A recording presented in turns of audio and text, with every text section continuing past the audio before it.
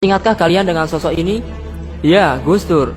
Orang yang dianggap aneh dan kontroversial, dituduh PKI, tidak becus mengurus negara karena suka jalan-jalan ke luar negeri. Orang yang mau membubarkan DPR atau MPR karena dianggap DPR seperti kanak-kanak. Dan juga beliau disebut sebagai orang yang buta mata dan buta hati oleh salah seorang Habib. Bahkan beliau dicopot dari jabatan presiden secara paksa dengan kondisi berkolor oleh para gelandangan politik. Namun siapa sangka, sosok beliau ternyata seorang yang luar biasa yang memiliki karomah serta akhlak yang baik.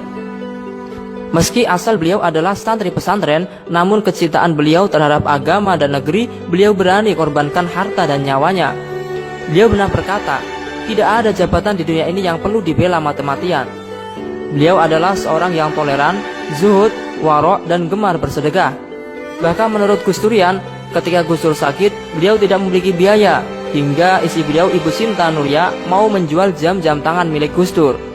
Namun Allah Maha Pengasih, biaya pengobatan Gus Dur dibiayai oleh para pecinta beliau. Kita bisa saksikan tanda kesolehan beliau. Ketika Gus Dur wafat, ribuan orang bertakziah dan bersedih atas kepergiannya. Bahkan sekarang makamnya tidak pernah sepi dari peziarah hingga jutaan orang setiap tahunnya. Tidak hanya dari umat Islam saja, namun juga dari kalangan non-muslim. Berikut adalah karomah dan akhlak luar biasa Gus Dur.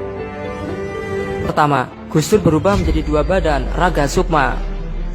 Kisah nyata ini dialami Banser Jakarta Utara. Ketika Gus Dur sakit, Komandan Banser menjaga beliau berbaring di kamar rawat rumah sakit. Saat Komandan mau keluar ruang sebentar, Komandan itu berpesan kepada temannya yang juga Banser untuk menjaga Gus Dur sebentar. Lalu Banser tadi masuk ke kamar rawat. Tak selang lama, Gus Dur terbangun dan mengajak Banser tadi untuk menemaninya keluar mencari udara segar dan berziarah ke makam Habib Hussein Al-Haddad. Setelah pulang ziarah, Banser tadi dimarahi komandan karena pergi keluyuran meninggalkan Gus Dur. Lalu sang Banser menyangkal tuduhan komandan tersebut bahwa dia baru saja menghantar Gus Dur berziarah.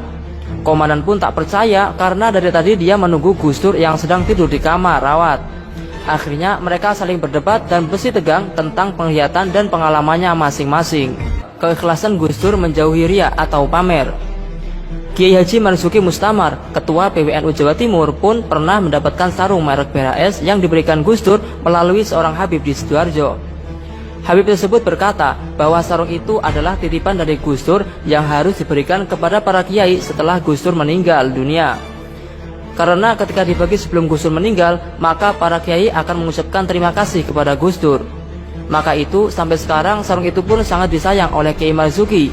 Ia menyebutnya sarung tersebut sebagai piagam dari Gus Dur. Kisah lain, pernah Gus Dur membawa 3 koper ke rumah Agus di Kelurahan Jatikerto, Malang, dan berpesan agar tidak membuka koper tersebut sebelum Gus Dur meninggal dunia. Sesuai amanat, setelah Gus Dur meninggal dunia, dibukalah koper tersebut dan ternyata di dalamnya berisi uang sebanyak 3 miliar rupiah dan sudah dimasukkan ke dalam amplop, di mana Aguslah yang ditugaskan untuk membagikan kepada para anak yatim piatu dan para janda di Kabupaten Malang. Dan anehnya, di dalam amplop tersebut sudah tertulis nama dan alamat yatim piatu dan para janda yang akan menerimanya. Padahal kala itu Gus Dur berada di Jakarta, sedangkan para penerima berada di Kabupaten Malang. Yang ketiga, mobil Gus Dur melaju cepat. Saksi hidup Khairul, yaitu sopir Gus Dur, suatu ketika berada di Majenang Cilacap, mengantar Gus Dur beserta rombongan 2 mobil.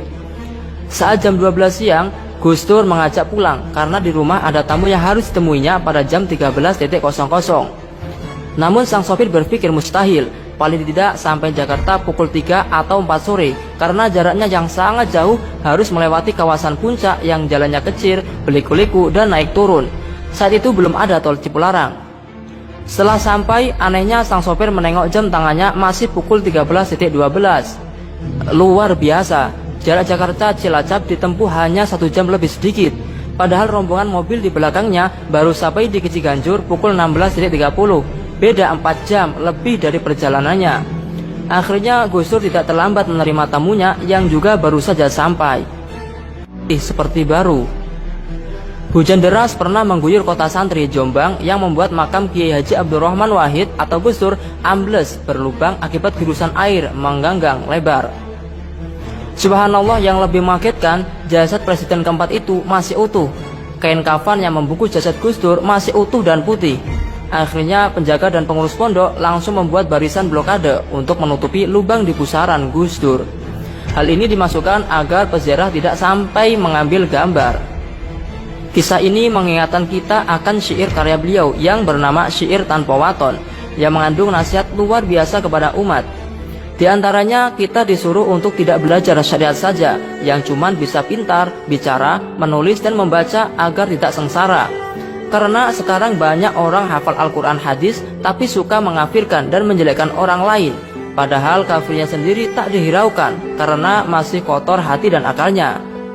Nasihat lainnya menyuruh kita untuk tak mudah terbujuk nafsu dunia yang mungkar, kekayaan, jabatan yang dapat mematikan hati, dan berpesan kepada kita untuk mengaji, menimba ilmu, dan menebalkan iman tauhid, mensyukuri nikmat rizki, hidup rukun, sholih, supaya Allah mengangkat derajat orang tersebut dan agar ketika mati, roh atau sukmanya tidak tersesat, dirindukan Allah, mendapatkan surga, serta utuh kain kafan dan jasadnya di dalam kubur.